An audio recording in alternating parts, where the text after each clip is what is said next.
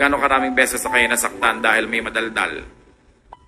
Dahil may sinabing pangit, mali man o tama, pero pangit pakinggan at nakakasakit ng loob.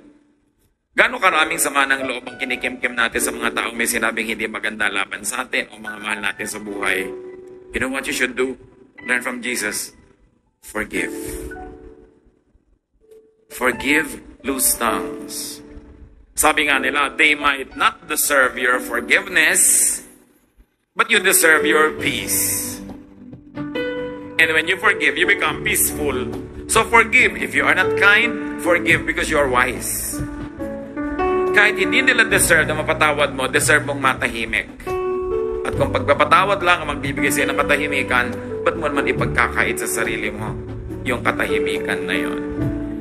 Minsan sa gusto natin makaganti o sa kaayawan natin magpatawad, tayo yung patuloy at paulit-ulit na nalulugi.